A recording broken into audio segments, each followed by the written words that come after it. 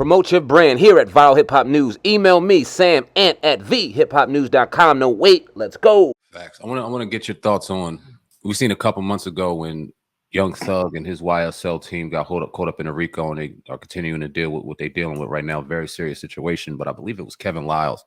He came out and said we need to protect Black art, and obviously that sounded good to our culture. We need to protect Black art, protect Black art. But then we came on here and kind of asked ourselves and asked them, okay, you want to protect Black art, but are you protecting the art? Or are you protecting the investments? Because unfortunately, we've got to call a spade, and some of these brothers are out here telling on themselves in their lyrics now. They're not just giving an artistic expression. They're literally giving you a play-by-play of what the fuck is going on in the street. You know what I mean? Incriminating themselves. So are we protecting the art, or are we protecting the investment is what we asked. What do you think about that? How do you feel about the Protect Black Art movement as it pertains to artists getting into RICO cases and trouble with the law? Man, I think, you know what I'm saying, I think it's up to all of us as individuals to understand and to respect the blessings that we receive.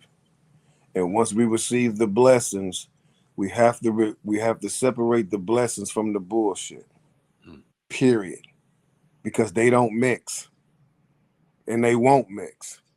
You know what I'm saying? Like, so it's like you have to decide, am I going to be all the way the rapper, or I'm going to still try to be the street nigga, you know, just to keep my cred and make everybody look at me like, oh yeah, I'm that nigga.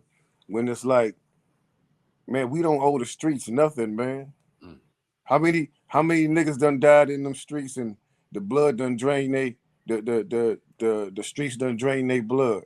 What do we owe them? Nothing. We don't owe the streets nothing. The streets ain't never been loyal to us. We don't own the streets. So what is we loyal to? Like, you got to make that decision. Like, it's every person's dream that lives in the ghetto and the projects to get out. Right. Why when we get out, we feel so bad because people telling us we sellouts, but if they had the same opportunity, they do the same thing. So why we feeling so bad? It's cool to go back and help people and give back and do what you need to do, but it's time to move on. You could do so much more in the world and still give back to where you come from. That prior life that you live, you have to kill that because you can't slave for two masters. Period. Yes, sir.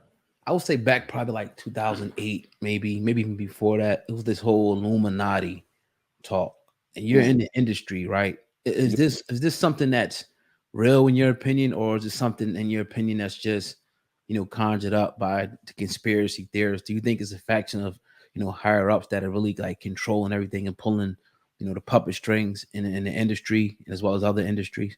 In your experience? Like that the whole Illuminati thing for a minute, it to me it's like it's a bunch of propaganda to me. I mean, it could be some truth to it, but it's like, you know what I'm saying, like I think a lot of rappers was using it just to up themselves and make themselves look like they were somebody. Right. You know what I'm saying? But I mean, it's like, man, real power, it like the real power, you're never gonna see the real power.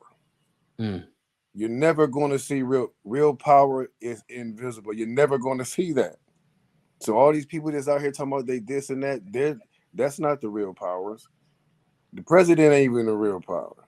You know what I'm saying? So it's like all that Illuminati stuff, and like even if these people do got a plan, I'm a firm believer in God. Their plan is nowhere near stronger than God, so they can plan and plot all they want to. It is not going to defeat his. That's bottom line. Right. Now, I don't know.